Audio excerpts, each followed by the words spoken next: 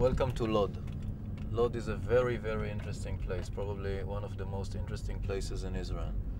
It has 75,000 people, actually a microcosm of Israel, with 12 communities living in it, Christian, Muslims, Palestinians from the West Bank and Gaza, 8 Jewish communities, Russians, Ethiopians, Georgians, Indians, religious groups, secular groups, and the mayor and the senior officials all sitting together. I think it's amazing.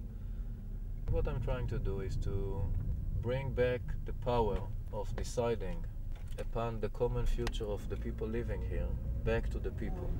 בתהליך המיפוי נצטרך את העזרה של האנשים. We're going past the small brick houses of the British people that used to live here, that actually established the biggest train station in Israel in the 1920s. As you can see, there are no bridges here, and this is probably not only the biggest but also the most dangerous railway crossing in Israel. Now we're driving within the illegal Bedouin neighborhood that is called the railway neighborhood. You can see those are houses that were demolished until the LOD Community Foundation was founded. The only thing that used to be done is house demolitions. This is the Russian neighborhood of LOD that is home for more than 20,000 Russians. They're not rich, but it looks like a normal, newly built, modern neighborhood. Two sides of the same road. Culturally, there is a huge gap between the Russian Jews and the Bedouins. Every gap can be bridged, and this is one thing that we're trying to do. Look how people live here. No boardwalks, no lamps, thousands of people, like refugee camps. And in the winter, it's all flooded because there is no draining system and no sewage. And we're not in India and we're not in the middle of Africa. We're only less than 15 minutes drive from Tel Aviv.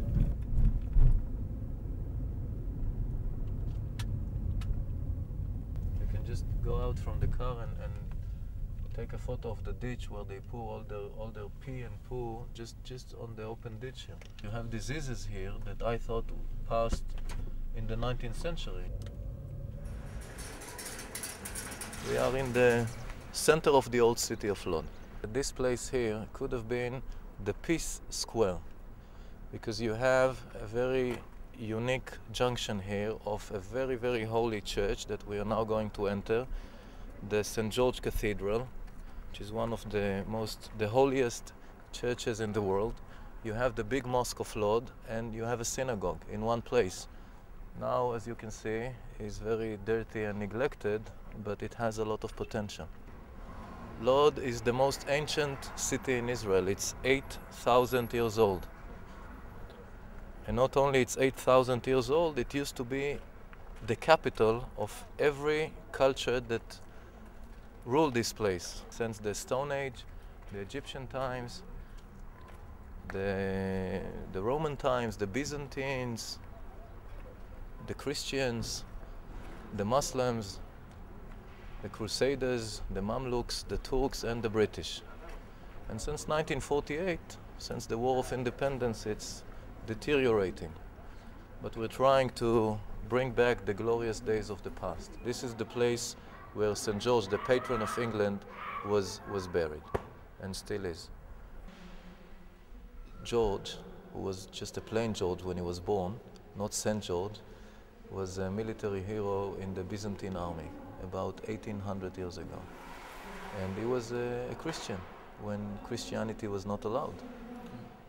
So they put him on trial, and on trial he still argued that he is Christian, so they tortured him in 35 different ways and slaughtered him. And before he died, he asked to be buried in LOD.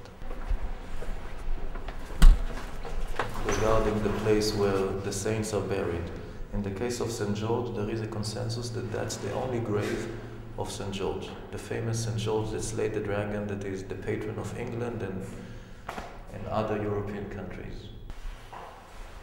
This mosque was built in the 13th century. It still hosts 3,000 prayers on Fridays, and you can see it's the same stones that the mosque and the church are built from. Other than the historical sites and the archaeological interests of this neighborhood is very interesting politically. How do you run a poor neighborhood that has 70% Arabs and 30% Jews when you don't have enough budget? It's very, very interesting and very, very challenging. What people usually do is help the Jews, and it creates even a bigger problem than not doing anything. I think you should do it universally, regardless to their origin, but I think I'm in a minority.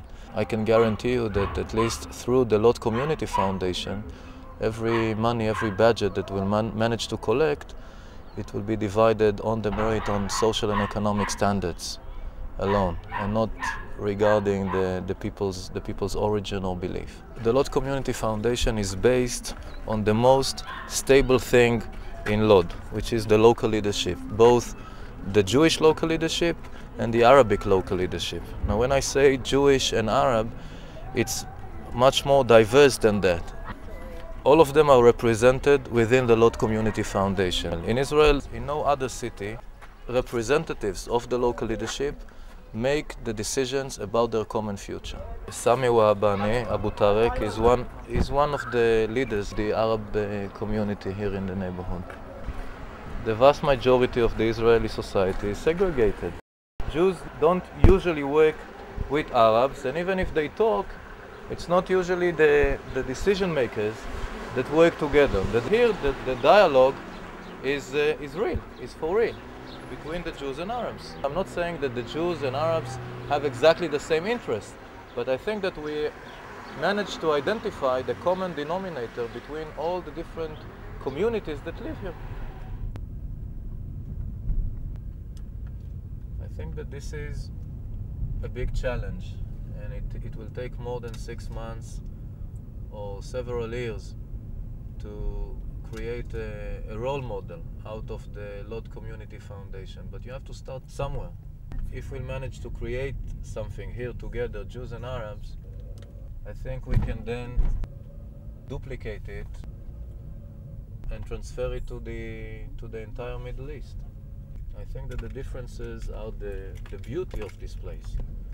But you have to learn how to live in peace with one another. And this is unfortunately something that is very rare now in Israel. Jews and Arabs that plan their common future together. It helps to bridge the gaps, to see that, you know, after all, we're all people. After all, we're all people.